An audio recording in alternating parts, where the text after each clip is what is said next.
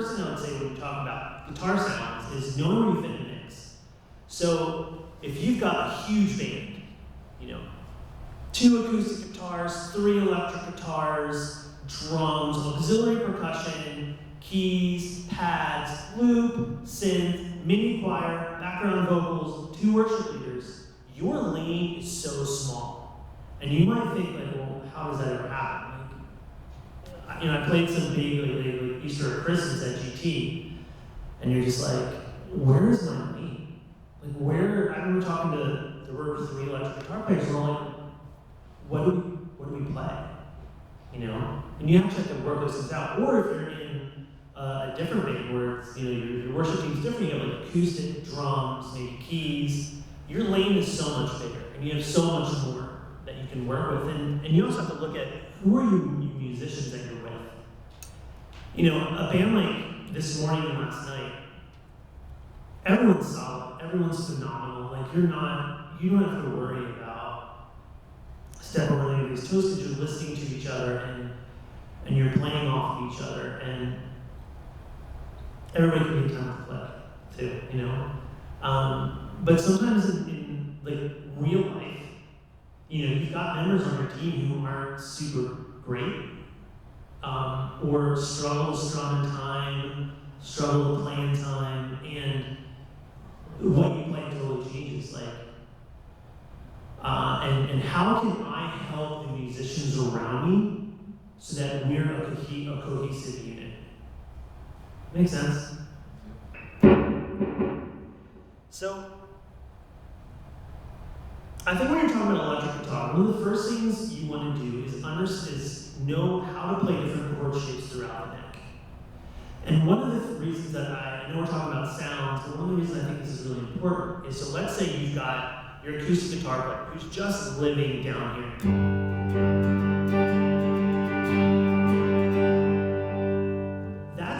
That sonic space in the mix is already there. Like there's someone already there. And if you're not in a big band, you have room.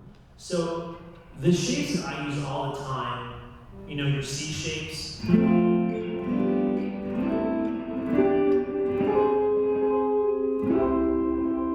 you actually put your fingers in the right spot, it's not appropriate. So you can really build out of that. Your D shapes.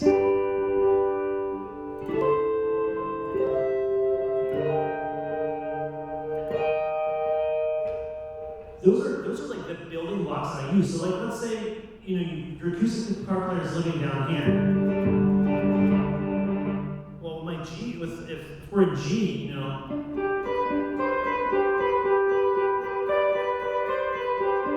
all of a sudden I've moved to a different sonic space. The point of the matter is that you can mix those different shapes and you can take things where there's not somebody else in that space. Does that make sense? And one of the things that Nathan said, Nate, who was mixing, he was like, one of the things I really appreciated about the way you played this weekend was when I needed something, I could grab the guitar fader and it was there. Like if there wasn't vocal and I needed something in the mix to sound interesting, it was there. And it wasn't so much that I was playing leads, like soloing the whole time, but one of the great things that I think we learned from the Edge, I learned from the Edge, I'm sure he learned from someone else, that you don't have to play every note in the chord.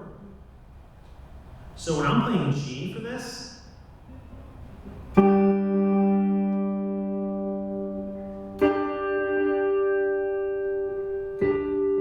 really just living on those 2 notes. And then you add some interest to it, but times when you wanted something, so whenever there wasn't a vocal playing, I was just like arpeggiating those chords, just playing those 2 notes or 3 notes in the chord shape I was using. And so when Nathan went to, all right, there's no vocals, and I want to bring like a melody line or something into this, he could grab it from that. That makes sense? I once played a Pentecost service. It was like an hour and a half long set in Allentown. And I played bass and there was an electric guitar player, and he only played one solo the for 90 minutes. I was like, oh, this is crazy. Like, so, and then I started becoming like amazed. I was like, where do you have all this content? Like, you're literally playing non-stop solos through we're changing keys. The guy was phenomenal. But then, like, you're hearing, like, there's an altar call, people are getting prayed for, and you hear this, like, soaring lead line, from that. I was like, so there's an appropriateness, obviously, to what you need to play. So one of the first things I think is really important when you're talking about sounds is having a good clean tone. So actually, this is just my guitar direct.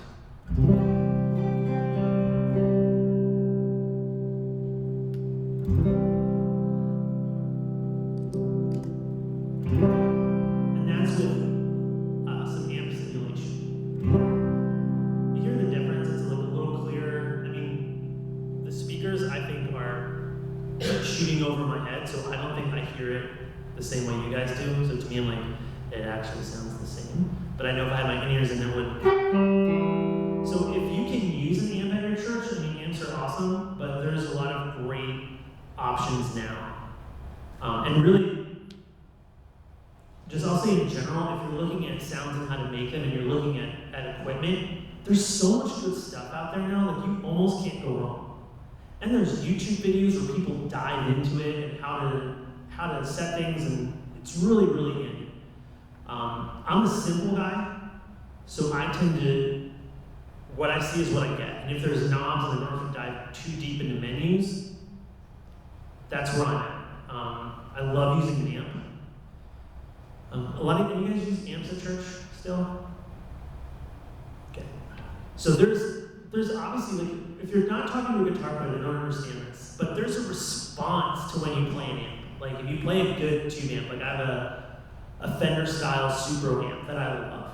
And I did miss it playing, going direct through the Iridium here. I did miss it because I missed that response. But I think sonically, I don't know how much different it would have sounded in the room. So yeah, it's important to work on a good clean tone, work on something that fits well in the mix. And I usually err on the side of being bright as opposed to being dark. At least in my ears when I listen to the house, everything sounded bright. And the reason for that is, again, we're fitting into a mix. You've got your bass and your kick drum, floor tom, bass guitar, and synth all in that lower register. Then you've got some of that like lower mid-range where you've got like your acoustic guitar, your piano, that upper mid-range where you've got your background vocals, your vocals, and really that upper end of the spectrum is kind of where you can have a lot of freedom. Obviously, you don't want to sound harsh and like, not going to play up there the whole time. But it's figuring out where to fit. And so a little bit of a brighter tone helps you cut through the mix. A lot of times people will, it's just, you guys have heard of if you're electric guitar player, you've heard of the tube screamer? Tube screamer is one of those pedals that's like love and hate it. If you play it in your bedroom, you hate it because it just sounds off. But if you play it in a mix, it rolls off some of the low end, it rolls off a little bit of the high end, and it pushes the mid-range, so you cut through a mix. When you go to take that solo, or you need to edge your sound, all of a sudden, sonically you can cut through. So frequencies are a huge deal. I find less with guitar and more with bass. A room will affect the way everything sounds. Bass, a lot of times you run into like a standing wave. Like in my church, there's you play a C sharp, and there's one corner of the room where it's just like resonates, And but with guitar, I don't tend to notice that as much, especially as you're playing high. It seems like the lower frequencies are where that's exaggerated. So for kind of like breaking down just the sounds that I used this weekend, I think delay is a really important effect in kind of like the songs we're doing now. So as you know, delay pedal just repeats what you've put into it. And one of the things I love is you can set up a delay and it can be more ambient.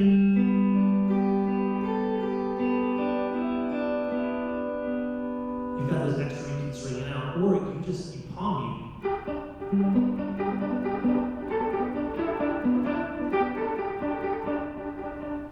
this example, you can hear the rhythmic difference. So you're playing not palm muting, more ambient, palm muting.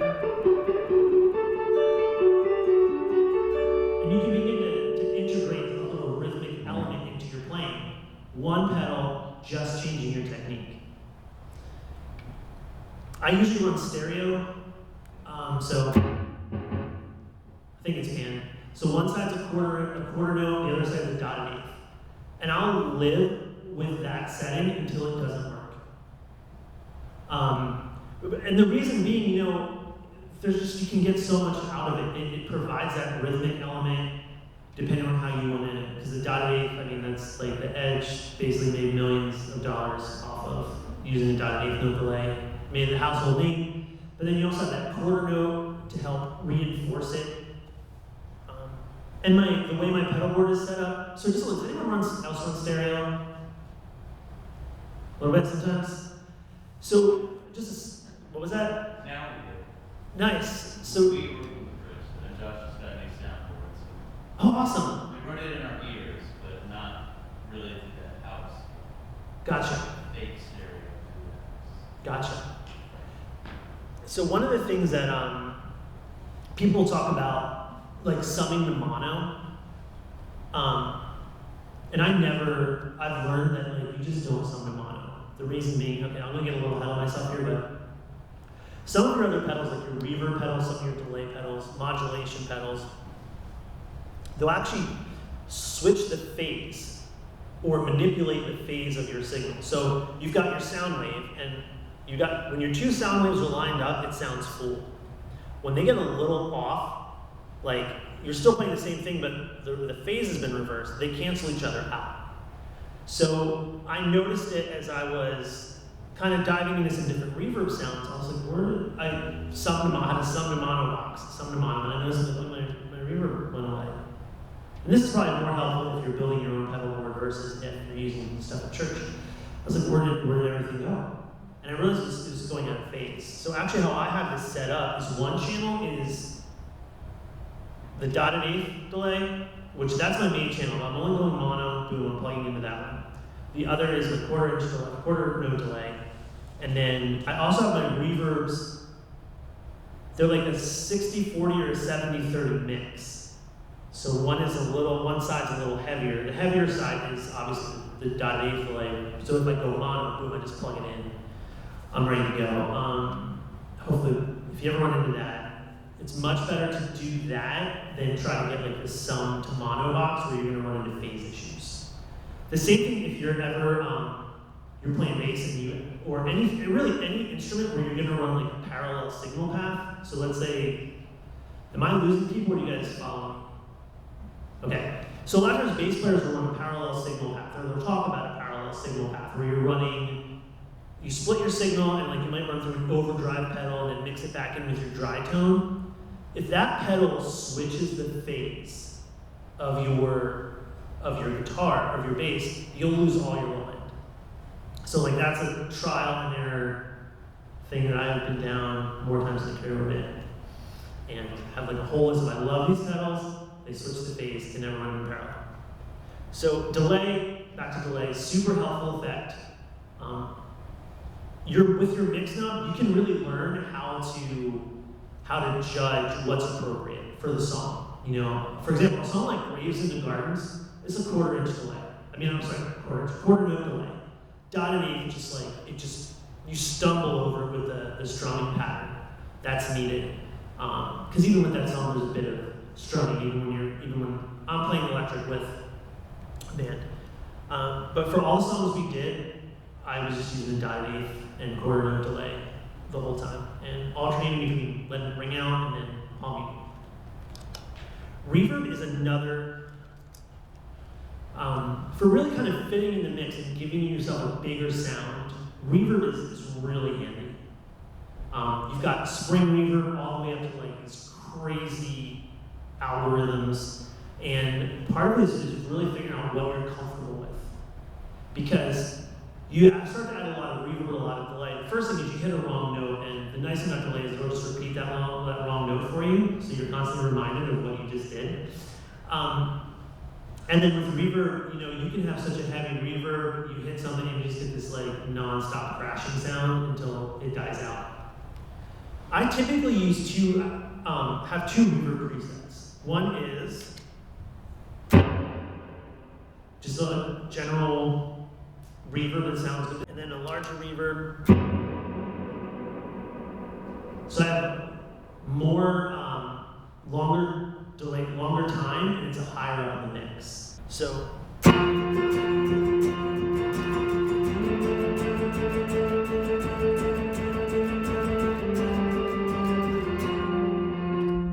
Now we go to the bigger reverb setting now.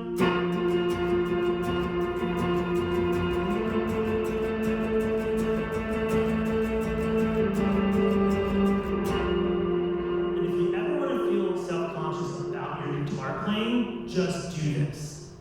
Like, give like a workshop, and you'll be like, "Wow, I'm terrible." But hopefully you can hear the difference between those two reverbs. Like, so you add overdrive to that, and then I have another reverb I stacked on it for even bigger parts, and it just like you've got this massive wall of sound. Which again, like, yeah, okay, I'm talking about when we just played the worship, the thing, which is completely different for some people than a Sunday morning. But you sort of learn what fits in your church, what you can get away with. And then rehearsal is a great time to practice stuff. Rehearsal is a great time to see what works and what doesn't work, And there's a lot of times I've tried something in rehearsal and that doesn't work, so I'm gonna try something else. Or that almost worked, and if I do change this, I can make it work. All right, so delay, super handy, ambient or rhythmic. Reverb can help give you a bigger sound. Can also kind of just help you fit in the mix. So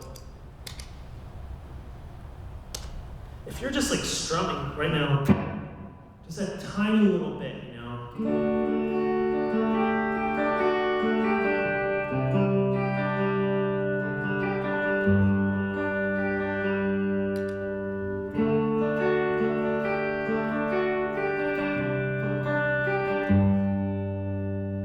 Hopefully that sounds like yes. Hopefully you can hear the difference there. But that little bit of reverb just can make a world of difference in some of your parts and then fitting into a mix. Because it's tough when you're hearing it in isolation versus everything here is designed how it fits in the mix. Make sense?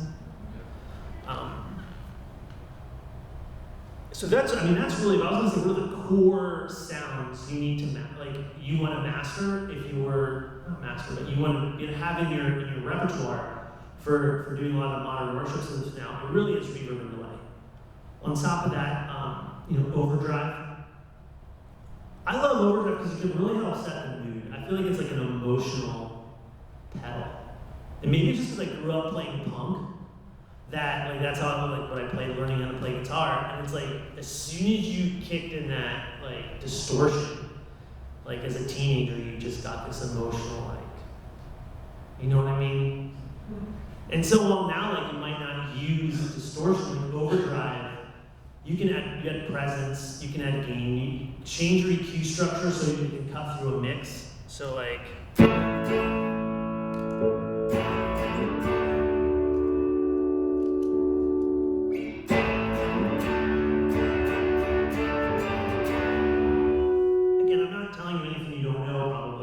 but really dialing in your overdrives where, for just a general overdriven rhythm sound, I'm looking for something to just add a little grit. As I start to get heavier, or I want to cut through more, again, I'm rolling off some low end, pushing up the mid-range. It's more, if you're playing through an amp, I would say, you turn up the volume knob on your pedal higher and your gain knob lower. Because just that extra signal will push the amp more and it actually sounds better. With some of the amp modeler stuff, I find that dialing up your gain, giving it a little more gain and a little less volume, gives you a little better overdrive sound. Because some of the direct options freak out when they get hit with a hot signal from an overdrive pedal. They overly compress They don't sound good, they get harsh. I remember a buddy of mine had like one of the line 6 floor things a couple years ago. We spent hours dialing in on the computer, like hours. And he's like, I want to play it through your pedal board. I was like, you don't want to do that. He's like, what do you do? Play it through my pedal board. He's like, I'm selling this line 6. But things are so much better now, but that's something to keep in mind, like even if you're evaluating something, or even if you've got something at your church that you're using, figuring out your gain structures is a huge, huge deal. And it's really important because, like I said, the Iridium that I'm using, it takes pedals really well, but you can get these big volume jumps. Some of the other things, like I know the Kempers, they'll compress. If you hit it with a hot signal, it'll compress and it'll kind of like just sound weird. And so I know there's a lot of people who jump through hoops to make it sound good, but figuring out your gain structure is really important. So like you would want to make sure you had how like the input gain was coming into that amp sim that you're using, that it can take the pedals that you're giving it without freaking out, without overloading. Does that make sense? And then there's fun things the more you practice with this stuff, the more you'll figure out how to integrate it. So I love tremolo.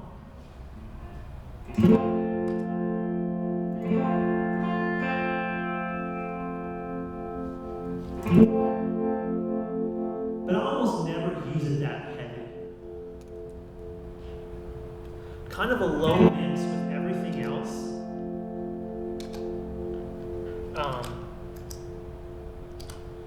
It just gives it some motion, And so for like a slower part and all, like you're doing like an altar call or something, I find this gives it that motion, just a little something different. Another thing I love to do is I love to just be octave up.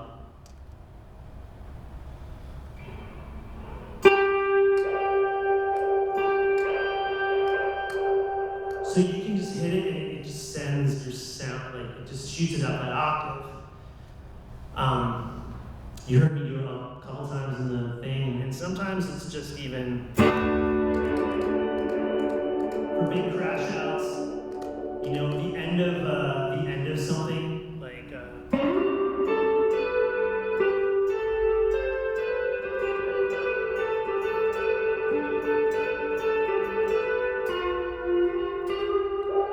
haven't played that song in like a year. It's the first thing that came to my mind, but that was the wrong note. But you hear like hitting at the end of that, just giving it that upward sort of lift, And again, you're looking at stuff that's appropriate and fits the mood, So you get a big crash out or something in like a loud song. Like some of those fun things are really fun to throw in there. But again, it's like what's appropriate for the moment. I think as guitar players, as you're learning, and you're learning how to fit in with a mix and the band, like that's where determining what sounds are appropriate for what you're doing is what's going to make you friends or enemies with your worship leader. And coming prepared too, like I can't stress that enough. In my previous session, I talked about it. Being prepared. If you come in and you know the songs, you don't have to worry so much about playing the song, and you can focus more on worshiping, on connecting with the Lord. But if you're, still stumbling over trying to figure out the songs, like it can be really difficult. And then also you show up as like the unprepared one, who nobody likes. Does anyone have any questions? I have a question. Yeah. What if you have a guitarist whose timing is not great, and you are doing delay, but they're tapping? Like, how do you help that? Like their ability to tap the delay in time is not great, or they can't play in time?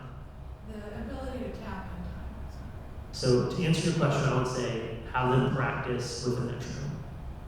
And there's a certain part of like excellence that I think as a musician you need to take responsibility for it. Because you want to. I always felt like as a musician, I want to be able to play with good musicians. And in order to play with good musicians, you have to be a good musician yourself. And a lot of times, it's not necessarily, like, I'm not the greatest lead player in the world. Like, I know that I'm probably not even the best lead player in this room. But when you know how to play what's appropriate and you can play in time, you can lock in with a click, you can lock in with other musicians, it just opens up a world of opportunities. There was a guy, Don Potter. Anyone ever heard of Don Potter? He's a worship leader, much older gentleman now, but he once was saying, he's like, you want to become a really good musician, not because you want to be like this virtuoso, but so that when the Lord decides to use you, you have a big enough vocabulary to offer. Any other? Yeah? I play acoustic electric. I want to know if I can use the digital delay, the reverb on it, on my acoustic electric, on some of the songs, because they have those beautiful lead parts. That's really a great, but on an acoustic again, you won't have that beautiful justice to it. So can I use that? Is that okay? Because I don't have one of them, crossover guitars is very expensive. And do you recommend? The short answer is yes. And I would say the important thing is to dive in and to learn what works for you and what works in that building, in your room. So I would start off with like a short amount of repeats. So if you listen, I typically do, let's see what we got going on.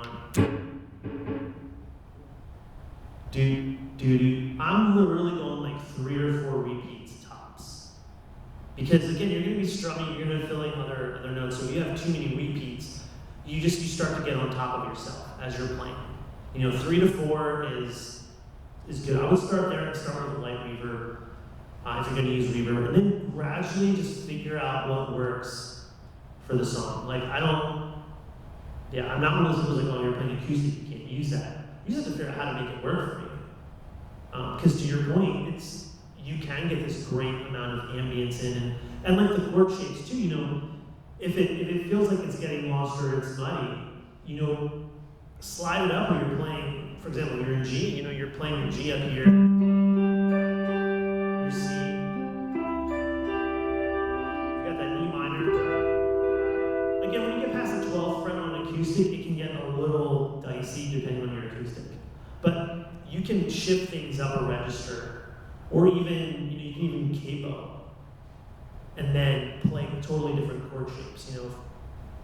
You can really focus on shifting it around where you're kind of using that D chord shape that you're playing up in G. And I'm just grabbing G because I feel like it's super common. We did most of these songs this weekend in F, in case anyone was wondering.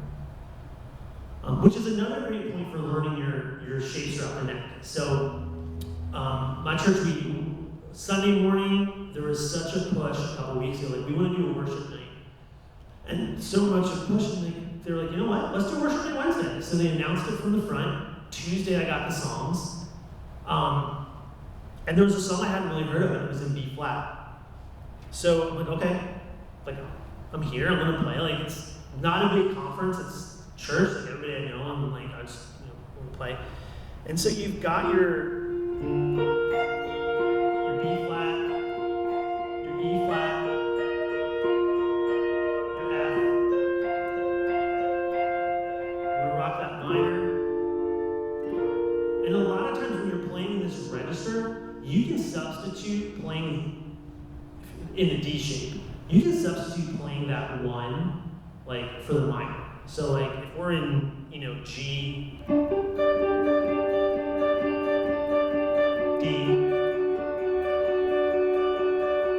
C, E minor. But here, obviously I'm playing the 1, I'm playing the 1 and the 3 there. But like when you hear it in context of the band, and the band's playing the E minor, like it fits. And sometimes when I actually go throw in that to really give it the minor sound, I'm like, oh, that doesn't work in the moment.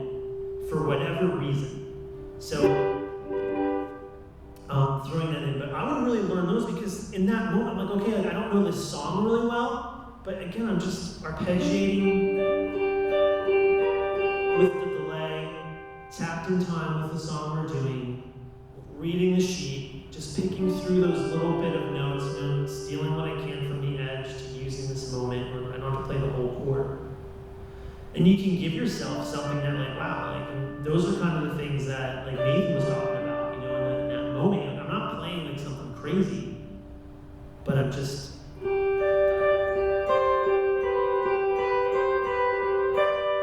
It's not a lot of notes. It's just you've got the delay ringing it out. You've got you would normally have reverb at home. You've got the reverb helping show. So you've got this kind of soundscape that you're able to introduce. I was at a church number of years ago, and I was filling in playing acoustic for my friend. And the worship leader was like, man, that sounded so good. She called it picking. All the picking you were doing sounded really good. And when your friend, it's just like, I just can't stand the way he picks. And I was like, what do you do? Like, I asked him, I was like, what do you do that she doesn't like? He's like, oh, well, I just play scales and stuff. He's like, well, what did you do? She's like, I just picked out the individual notes in the chord. Like, I didn't try to do something crazy, And I think as you look at playing what's appropriate for the moment, that's a great way to start. Like, if you're just picking out the notes in the chord, you can't really hit a wrong note. You can play in time. If you need to strum, you can strum. If you've got delay, you've got reverb, you can give yourself this ambient sound. You need to cut through a little, like some of the bigger parts, you're adding some overdrive. I love switching in the chord shapes. Like even today, it's like I was doing, I forget what this shape is, but this is like your F. Going back to that D shape with my B flat, coming back to my C, actually playing the C with the C shape. Even hitting that, you would hit the C, I think, at one point with it. It's like this is like the A shape, I guess. But again, it's like you don't have to hit the whole note, and you can kind of, you don't have to hit all the notes of the chord, but you can kind of integrate them so you don't really have to move your hand much. And you can also get the sounds you want. Like, there's nothing, to me, like, sometimes there's nothing that sounds more, like, emotionally like, yeah, than, like, you're on that F, and you need to hit that C, and it's just like,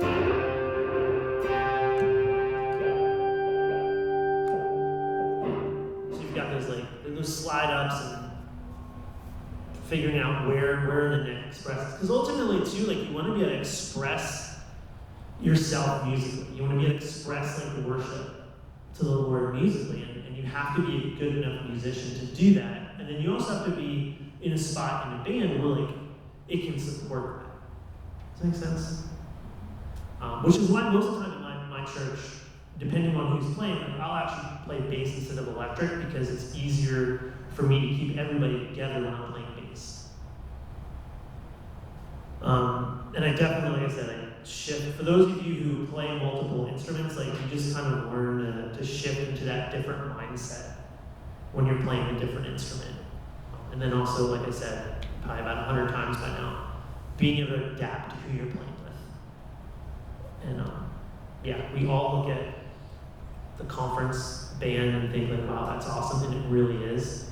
But at the end of the day, like, you cut your teeth and you learn how to play with the people that are in your local church. And some churches have amazing bands, some churches don't. And you just have to work with who you have and invest in the people you have. So if you're a stronger musician and you have a weaker musician, take the time to invest in that person. Sometimes it's easier said than done, but it's well worth it.